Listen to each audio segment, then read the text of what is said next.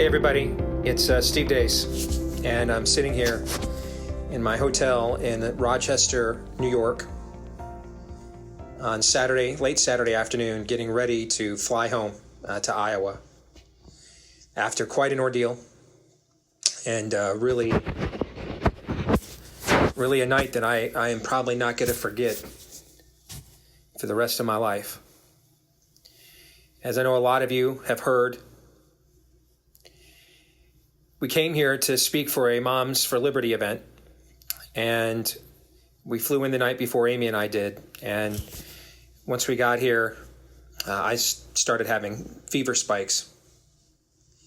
And they eventually, over the middle of the night, reached 104. And at that point, Amy called 911 and brought me in to Strong Memorial Hospital, is where the ambulance took me here in Rochester.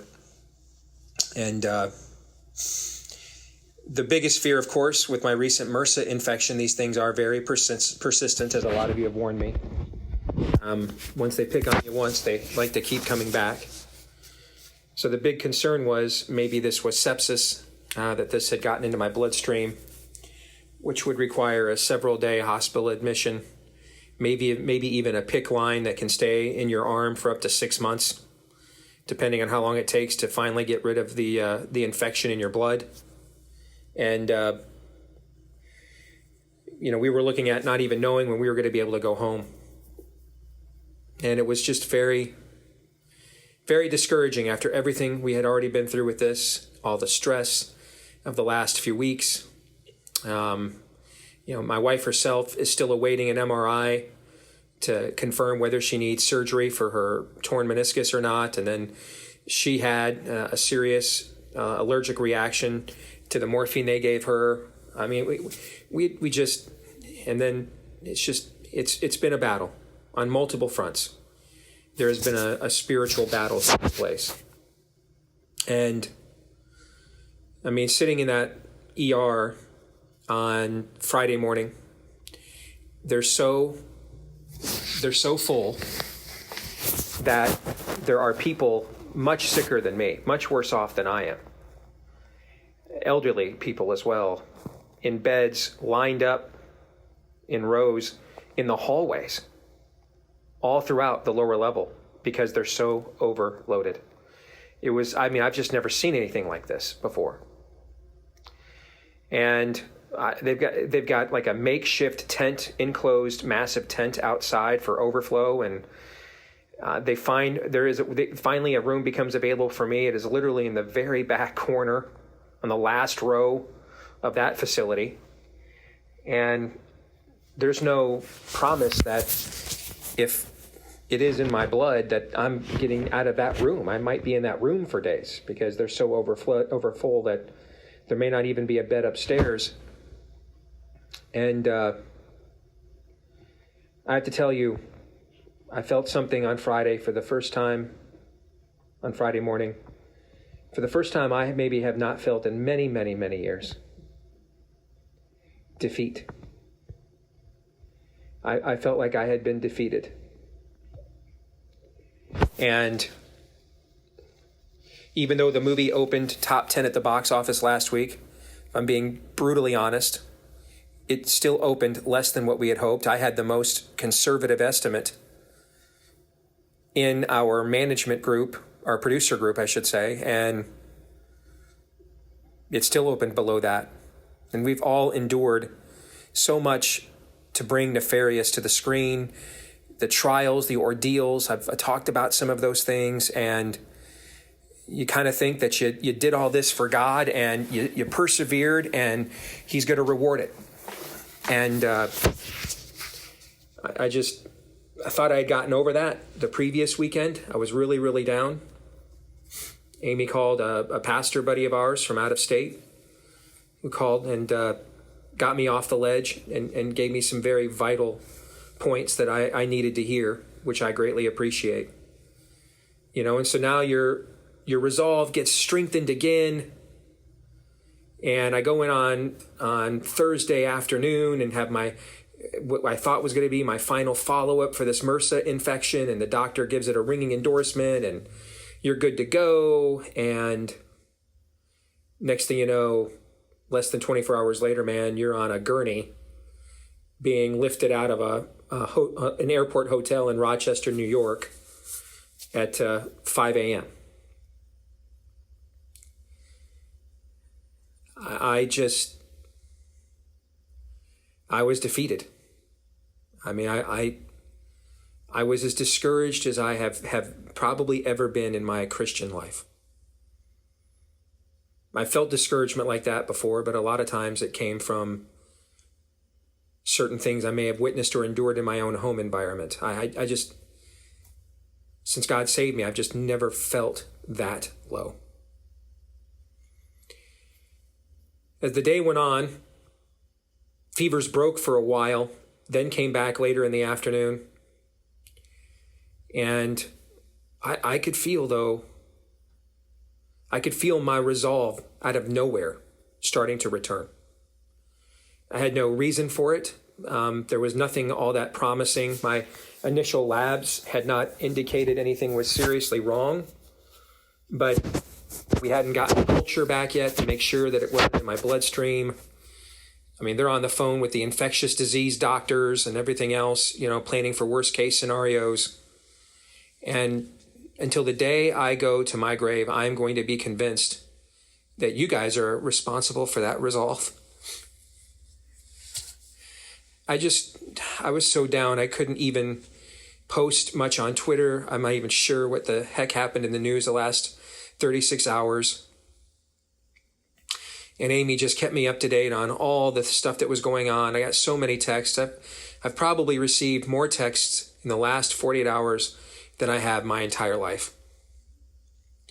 I mean, I got offers from senators to help me have planes come and get me to take me back home or to where disease specialists were. I don't even know what to say. I was just overwhelmed. And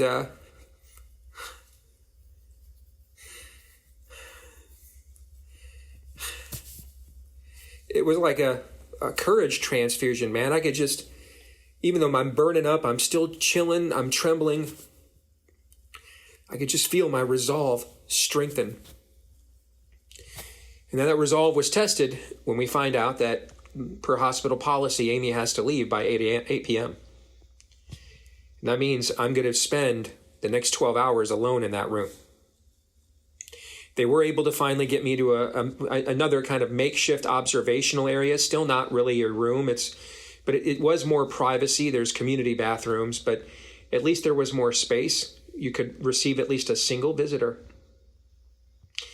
And so given how overloaded they were, I was just incredibly blessed to even get into that room.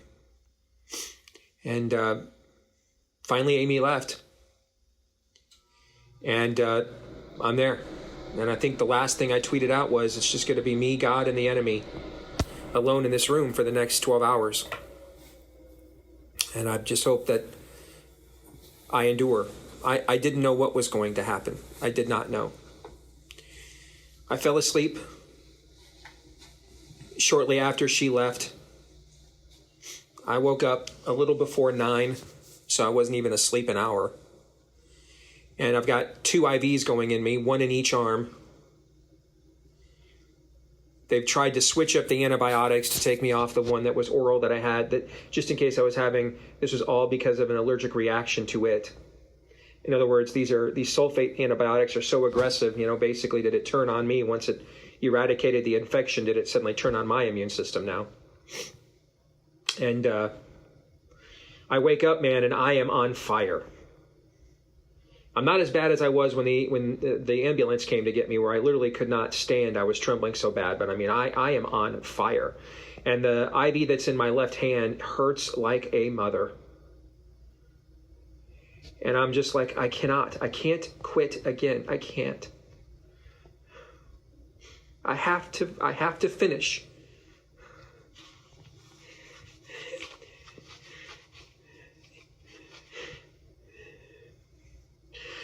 And I felt this conviction. Get up, rise, and walk. And I stand up, I've got rashes down my legs. I'm not even wearing shoes. And I asked my nurse, can you just detach me from the IV for just a few minutes so I can just walk around a little bit? And they're always worried about blood clots when you're that sedentary for that long. So she was like, absolutely. Just be careful of dizziness. I mean, I'm normally a 65 to 75 resting heart rate guy, and my resting heart rate right now is like 114. And I just start walking around, and she said, but you just can't leave the wing. And so it's a C, it's not a circle. So you can't walk in a circle. You walk down to one end and then circle back the other end. As I started walking,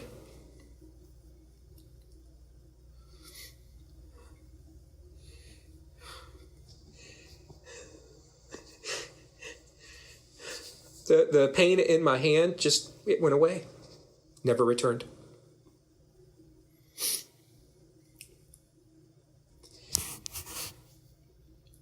And I kept walking. Nobody stopped me, and I was feeling good. I try to be active as much as I can I still got a bit of a dad bod 50-year-old. So my body is, at first I think my body is just responding well to the activity. And I just keep going. I look at my watch, like 10 or 15 minutes has gone by, and I'm like, wow, they haven't stopped me, so okay. I look at my watch again, and I don't have any earbuds in. I can't hear anything. I'm not listening to anybody's podcast or anything. And I just have this urge that I have to just keep going. I can't quit. I have to go.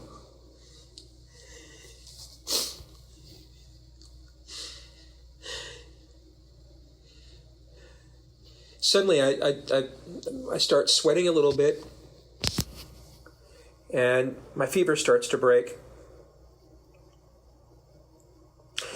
And it feels like there's no one else in this wing but just me.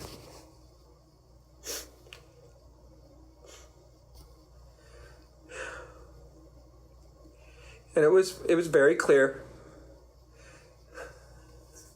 that the Lord had some things to say to me.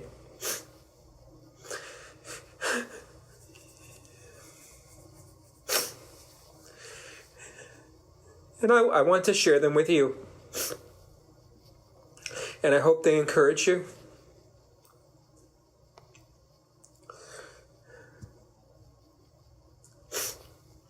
He confronted me. I have put too much faith in the gifts He has given me, and not enough in Him. And because I'm always quick to give Him credit when you give it to me, I mistaken that for faith, for humility and recognition. And I was wrong. The devil said to me, you're still the same chubby kid Dave Deace used to beat up. Nothing's changed. And in some respects, God said that is true, but not for the reason that He says it is. Because you won't break free of that prison.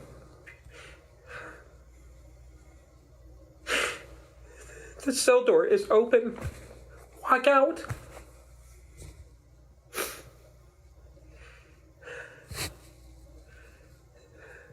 By His grace, I never put obligations to earn my praise, earn my support to my children. I always rewarded them when they did well, but I always made sure that they knew that my love and support for them was unconditional. And I didn't, by God's grace, I never imposed what was on me onto them. But I never broke free of it myself. The Lord showed me. I never applied what I did to my children to Him. And I kept waiting for these moments, these showdown moments, these breakthrough moments, that it would be very clear that I have earned what God has given me, the gifts he has given me that I do not deserve and have abused many times.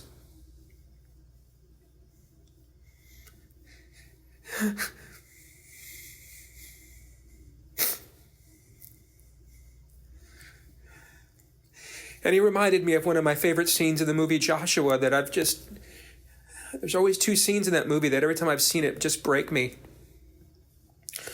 And for the first time I understood why. For one of them, there's a scene where Jesus comes upon a tent revival, and there's a minister there pretending to do deliverances and healings, but it's all a farce. And he's got a earpiece in, and the whole thing is a scam. And there's this beautiful young woman sitting in the front row, blind. She is there believing she's getting delivered. She's going to get her miracle. And she is waiting. She got there early. She's in the front row. She will be called upon. She will see that the Lord is good. And of course, because the whole thing's not real, they bypass her, and she's discouraged. Joshua sees this, or Yeshua sees this. And in the midst of this circus, without condemning it, but ignoring it, he solemnly walks over to this young girl, bends down, takes off her glasses, and restores her sight.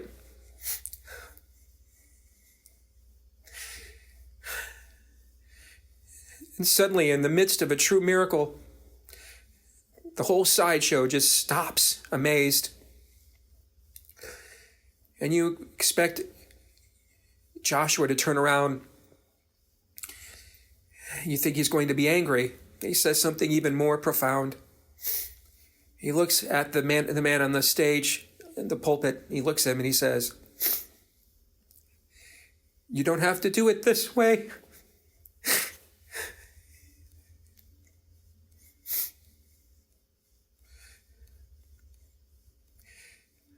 The cell door is open. Walk out of the prison you're in. You're only stopping you. I added that last part.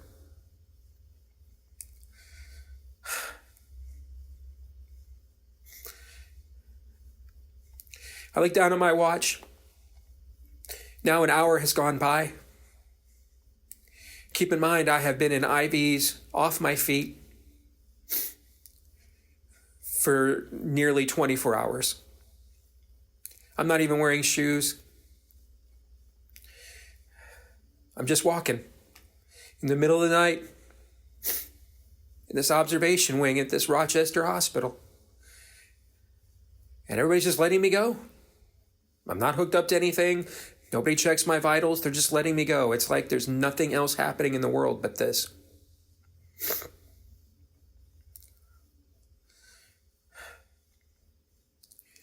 Then the Lord said something to me that made me sob. And every time I think about it, it breaks my heart again.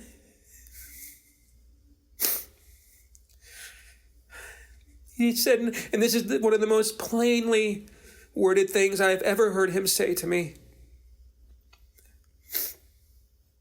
"Stephen, I need apostles, not assassins."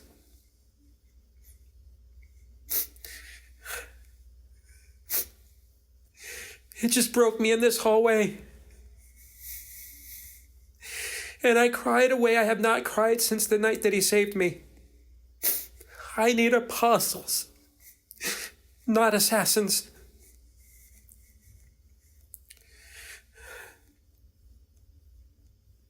A man sent me a note about our movie and how it helped him to come to finally deliverance and healing for the sexual abuse that he suffered many years ago.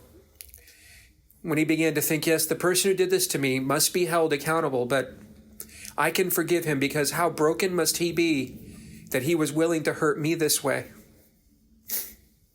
And I read that note, but I didn't really receive that note. I understand it now.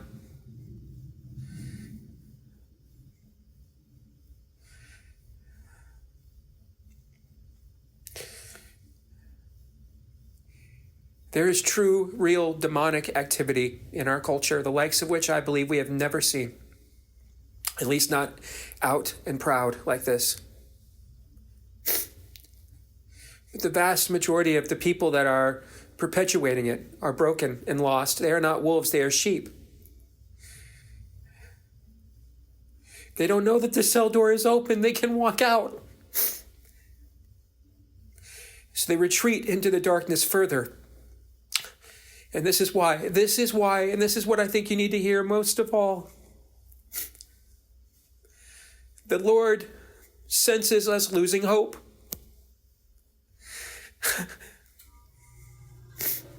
He senses that we are losing hope, that we are about to let go of the rope, that we don't trust in His justice anymore, or His timing anymore, or His sovereignty anymore. He knows we are besieged. He knows we are discouraged. And the thing that He most wanted me to share with all of you listening is don't lose hope. I looked down at my watch. It was 11 o'clock. 2 hours had gone by.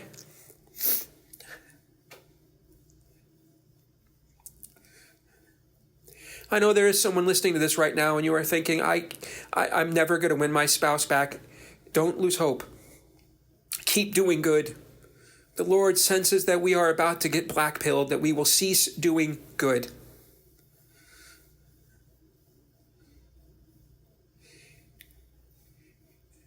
That we are watching the amount of our countrymen who will not walk through the open cell. They will not leave the darkness. And that we will leave the light in response and go back in.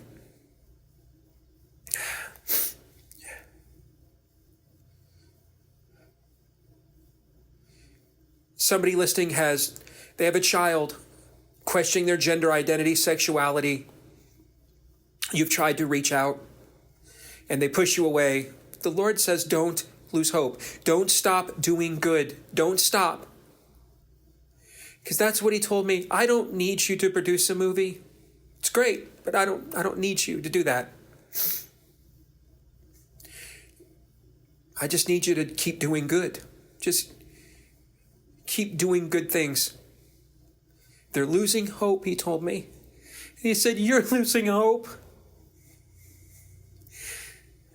Don't lose your hope.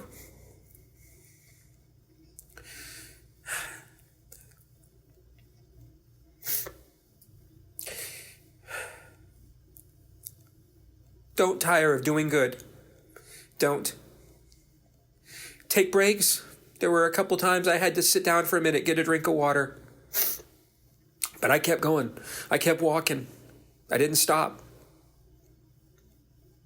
I felt like I was not to stop until the Lord told me so, or the nurses finally stepped in.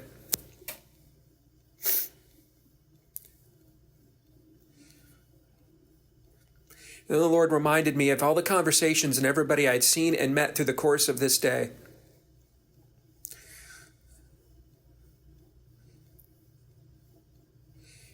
There were several hospitals they could have taken me to. They took me to a hospital called Strong. I believe that is a message.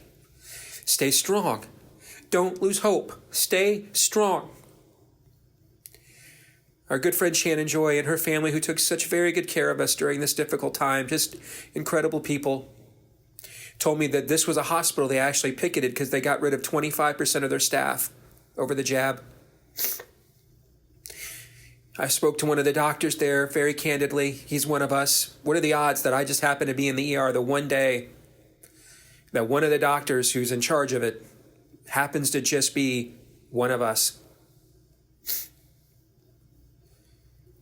We talked a lot about what those mandates did to the hospital, the environment there.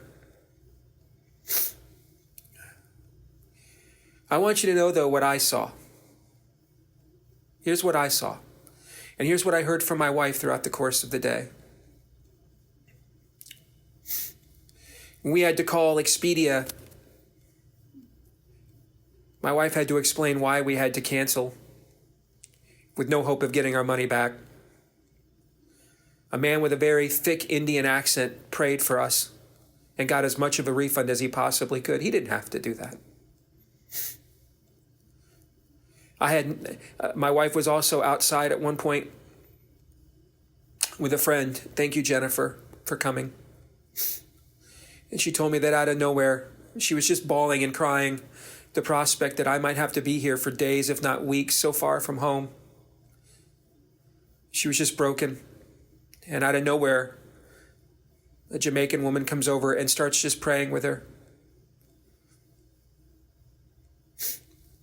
In the makeshift room next to me in the observation wing was a 96-year-old woman who was saved the year that I was born. And I overheard her church body, and I thought they were her sons, but actually she lost both of her sons years ago. These were just members of the church that had come to be with her and to pray with her. As I was going to bed, I start playing verse-by-verse ministry from Stephen Armstrong, which our small group is using as a curriculum right now, and this is how I got to know her. She said, "Hey, this elderly voice from behind the other curtain, are you a Christian?" I said, "Yes, ma'am." She asked me if I could turn that up. She really liked it, and it was very encouraging. I was surrounded by a lot of different people, different walks of life, different races, different amounts of tattoos on their body. And I can sit here and tell you, everybody treated me well. Nobody asked me who I voted for. When they asked me what I did for a living and I told them, nobody rolled their eyes or their faces turned sour. See, that's happening. We're doing this to each other because we're losing hope. We're losing hope. And when we lose hope, that's when we turn both to darkness and then we turn on each other. We cannot let them pit us against each other to this level. We just can't. And that's hard for me to say. I revel in the aggression. But we cannot allow them. When I say to them, I'm not talking about a political party or an ideology. The darkness is what I'm talking about. We cannot allow them to turn us against each other so we have no humanity left, no empathy left. All I received for the last 24 hours in this hospital, in a place I'd never been to, with a bunch of people I've never met, was mother loads of empathy. And I can't tell you what a difference that made.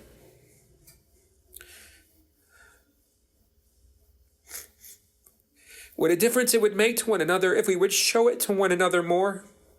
And I don't believe it requires compromising a single principle. In fact, I think it's a fulfillment of them. Because the Lord, the last thing I heard him say to me, some of it was specifically about our movie, and I'm going to keep that private for the filmmakers, if that's okay with all of you, for our team. It's a word just for them, for now.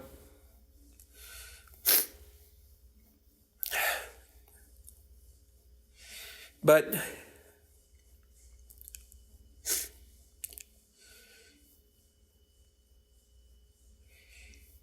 the lack of hope is why we are turning on each other like this.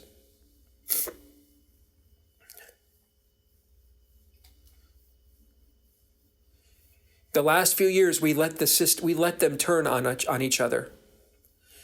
I'm still wearing a mask in this hospital. Didn't feel it the whole time. It doesn't make the mask any less silly, any less statistically irrelevant. That's not the point. The point was we let them use this incredibly inane device to drive a wedge literally down streets, schools, families, for goodness sakes.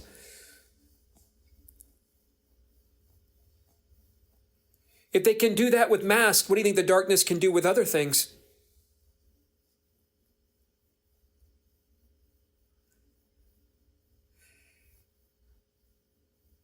The Lord knows, for the last several decades, much of what the church has offered as, quote, hope has been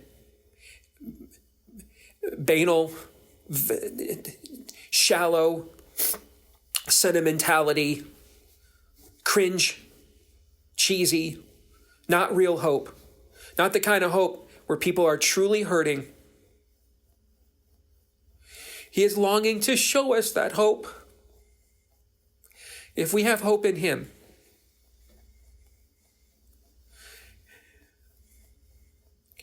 we don't have to make a false choice anymore between standing up for what we believe in and showing love and empathy to our neighbor. They are the same. They are the same thing. And I cannot thank every member of the staff at this hospital enough. Regardless of what their positions were, I assume if they're working there, they took the jab. I hope they have no consequences for it. If any of them did and they ever called me, I'd help them right away. I would do for them what my buddy Daniel Horowitz did for me. Getting one of the renowned doctors that he knows on the line. The doctor that I had at Strong was even willing to get on the phone with her. That's incredible. That just does not happen because we're just at loggerheads with each other. There has to be a way. There has to be a way to bridge some of this divide without compromising our values. And there is that way. I learned last night, we're not going to find it on our own. The Lord is that way. And our processes and our institutions and our gifts and our heritages and our traditions don't do anything. In fact, they can often get in the way. We put our faith in them. That's what I did. I put my faith in the gifts God gave me and convinced myself this was actually faith in God. I believe as a country we are doing that. I think I'm doing that. We're doing that even on our own side at times.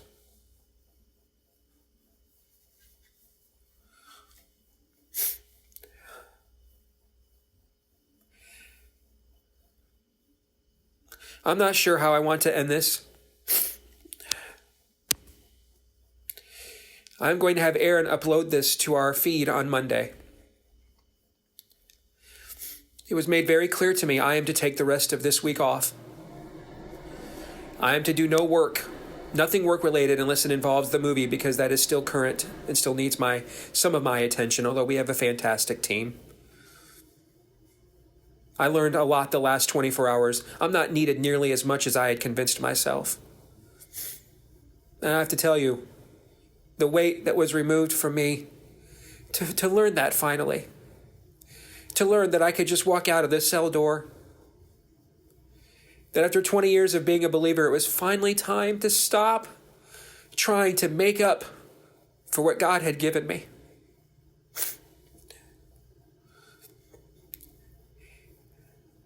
And to receive from Him the kind of support and love I have given my own children.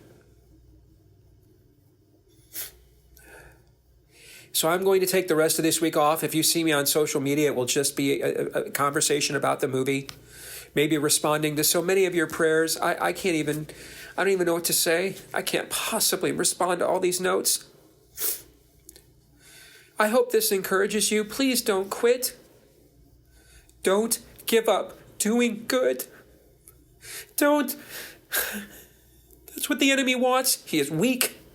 He is weak. It's all a facade. It's all a house of cards. It's a shell game. It's a mirage. That's why he's a deceiver. It's a deception. It isn't real. It's just when we lack hope, we think that it is, but it's not real.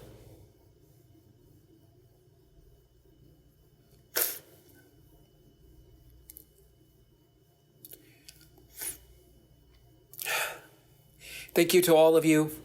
The Blaze has been incredibly supportive. Many of you have been. So many friends, so many people reached out, offered. I don't even know how to repay. And you know what? I learned last night I don't have to. And the pleasure is I get to, when another brother or sister is in a bind like this, I get to be the Lord for them. I get to serve them. Now I looked down at my watch. It had been 3 hours I had walked this corridor of the observation wing at Strong Memorial Hospital in Rochester. 3 hours. It was midnight. And the Lord said, that's enough. I looked at my health watch that I keep on me. I'd walked 9 kilometers, put in 13,000 steps in just that time. And I felt like it was nothing. After being off my feet for 24 hours, heavily medicated, multiple antibiotics, heavy, strong ones. I almost didn't want to stop, but it was time now to go to bed. So I went to my overnight nurse, Molly, who was a gem. I said, do you finally want to go ahead and take my vitals now? And she did. Gave me some melatonin. I didn't know what was going to happen. I woke up about 3:30 in the morning. I was running another fever, but then they noticed with the rashes now, they were very convinced that it was an allergic reaction and not MRSA in my bloodstream. They took another lab just in case. It came back a couple hours. Perfect. So at that moment, they put Benadryl in my IV. Boy, howdy, I hadn't taken that in years. Yikes, that'll knock you on your backside. And I was out. I woke up at 7:30 in the morning in a pool of sweat. Heavy sweat. Like I had just purged this all out of my system. Got some breakfast, took a shower. And they monitored me for another few hours and told me it was okay to go home.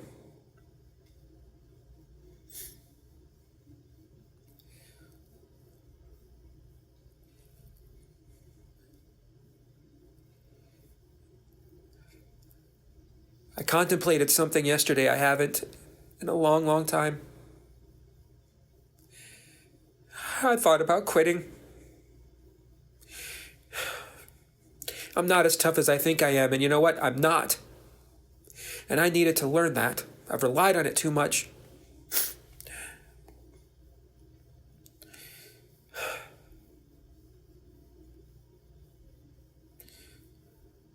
Greater is he who is in us than he who is in the world. He who has begun a good work in you is faithful until the day of its completion. I will never leave you nor forsake you. I know all these verses. I've studied the word many, many times for 20 years. This is the first time, though, I truly know them and understand them. I hope my story helps you to understand them too better. I know so many of you feel like quitting too.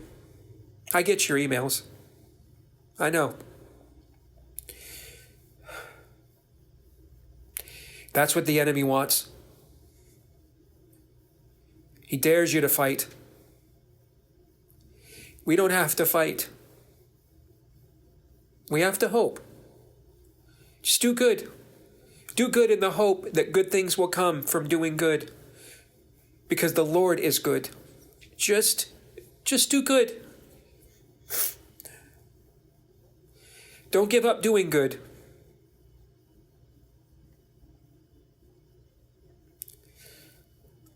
I love you all. Thank you so much. I pray God blesses each and every person who hears this message.